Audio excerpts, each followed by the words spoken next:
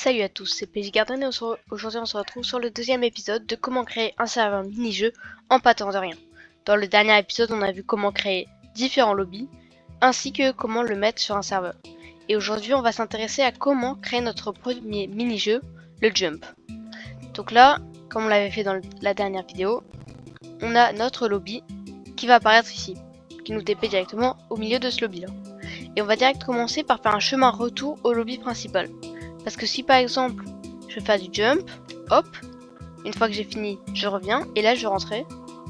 Imagine qu'il y a un mur ou quoi, il faut faire un chemin de retour. Donc pour ça on va faire la même technique que la dernière fois, on va creuser des blocs, tp arrobase a arrobase p pardon. Et ensuite on va aller chercher les coordonnées du spawn là-bas. On appuie sur F3, on les note dans le chat.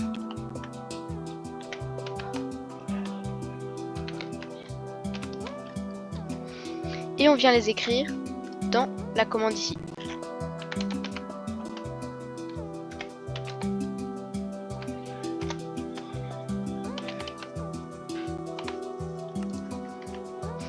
Une fois qu'on l'a, on peut tester et ça nous re-TP bien ici.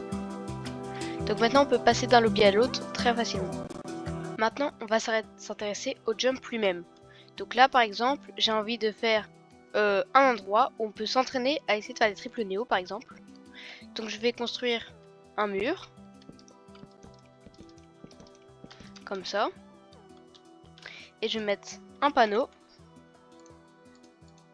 et je vais écrire triple néo dessus pour dire ce qu'on fait ici.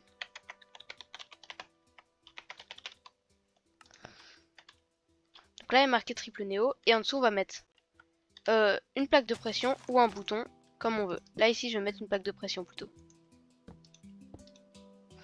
Et donc là ça fait rien sur la plaque de pression, il faut mettre un command bloc en dessous. Donc le command bloc va être ici sur ce bloc là. Et là on va faire la même commande TP, mais il va falloir déjà avoir préparé le triple néo. Donc je vais le préparer rapidement.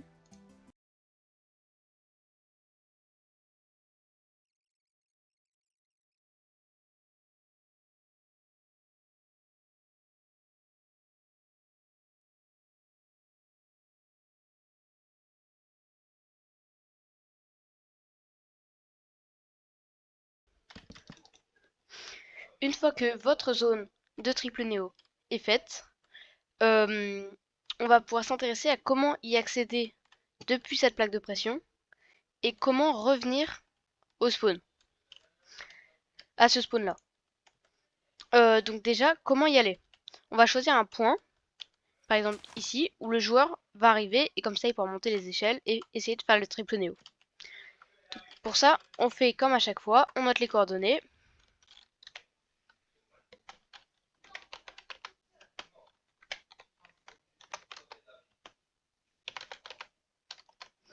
Et on vient les écrire après le tp @p, donc là tp, le joueur le plus proche @p, et on écrit les coordonnées.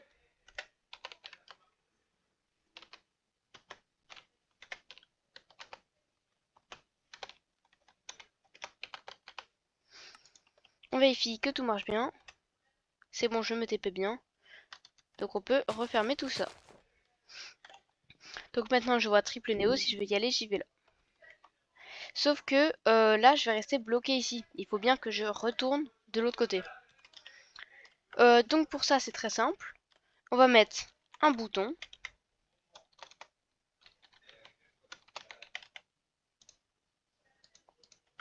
Et on va aussi prendre un panneau.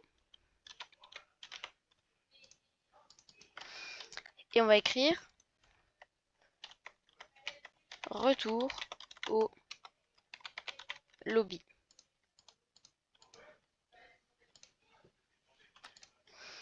Et donc maintenant on met notre bouton. Derrière le bouton on vient mettre un command block. Et on fait tp @p. Et là on va écrire les coordonnées du lobby.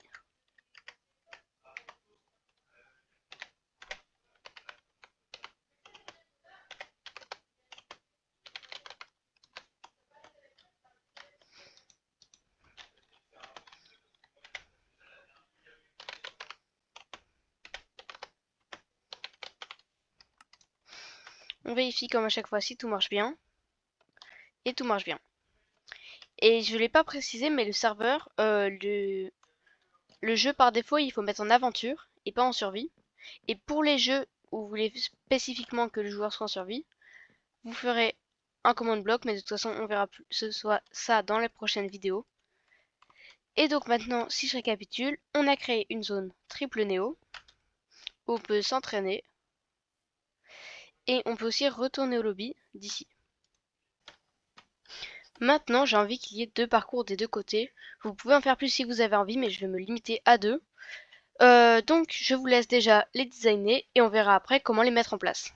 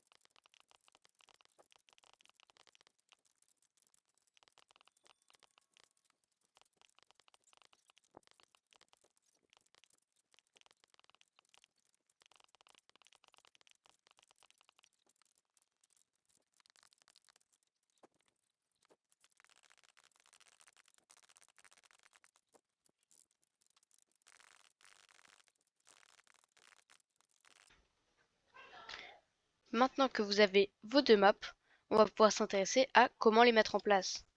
Déjà, dans votre lobby, vous pouvez étendre votre mur pour mettre les panneaux où il y aura marqué le nom de vos jumps. Donc lui, je vais l'appeler parcours 1 et lui parcours 2. Si vous en avez plus, vous pouvez bien sûr étendre le mur. Donc je mets les plaques de pression.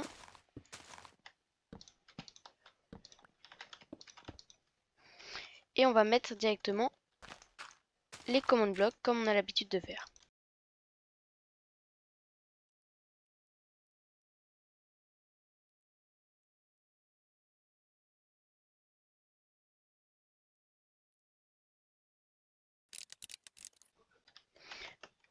Ensuite, vous pouvez tester si tout fonctionne bien.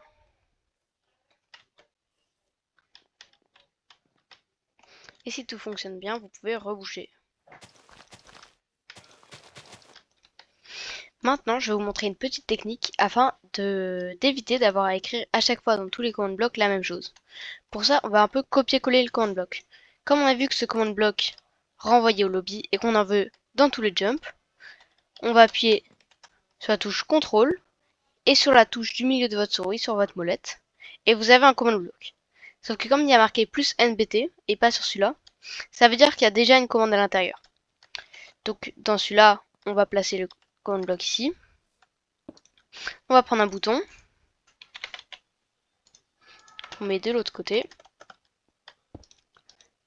Et si ça marche, vous devrez vous y retrouver là. Sauf que nous, on a un autre problème. C'est qu'une fois qu'on a fini le parcours, on n'a pas forcément envie de retourner là-bas pour appuyer sur le bouton. Donc on va faire un autre bouton, ici.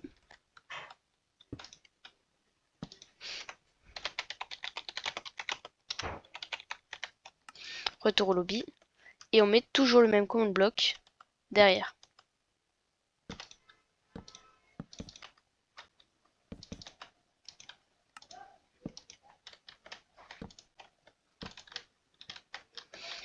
Et donc là, on retourne aussi au lobby.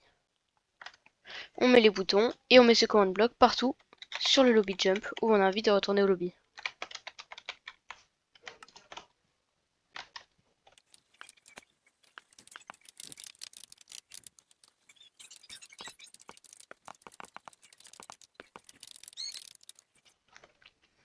Et ensuite, vous pouvez vérifier si tous vos command blocks marchent bien, mais normalement, il n'y a pas de problème.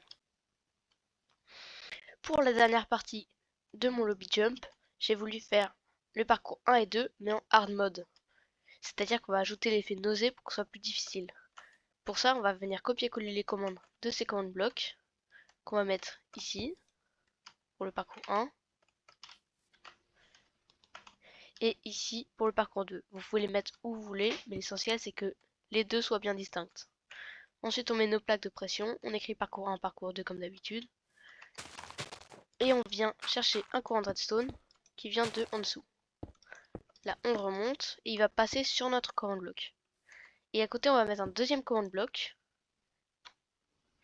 Et celui-ci, on va lui mettre effect, give, @p, nausea, infinite, 10. Et on met aussi de la redstone par-dessus. Et donc là, si on vient passer sur le parcours 1 en hard mode, on a l'effet nausea et on essaie de faire le parcours. Et maintenant, on va copier le command block pour le parcours numéro 2.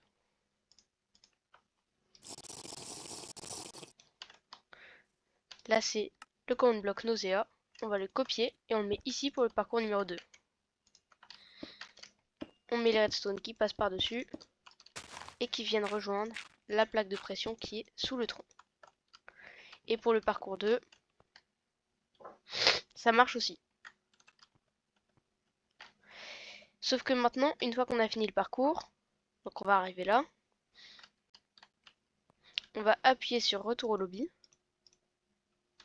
Et là, on va toujours avoir l'effet nausée. Donc il va falloir faire une zone où on retire tous les effets. Donc ici, par exemple, on va faire une petite box.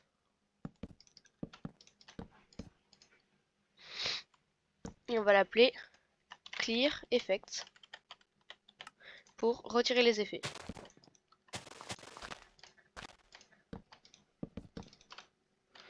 On vient mettre une plaque de pression à Clear Effect. Et en dessous, on va mettre un command block.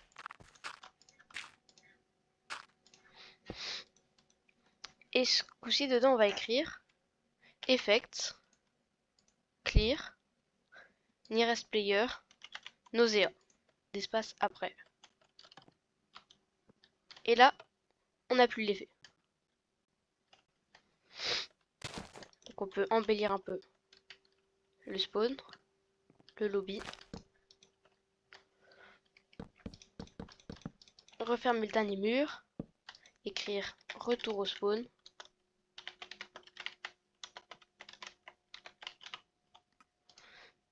Et notre lobby jump est terminé. Il y a le triple néo qui est ici, les jumps 1 et 2 en normal et les jumps 1 et 2 en difficulté difficile avec l'effet nausée. Et pour retirer les effets, la commande ici. Et pour retourner au spawn, la commande ici. Bien écoutez, je crois que ce sera tout pour aujourd'hui. La semaine prochaine, on verra comment créer d'autres mini-jeux. Abonnez-vous.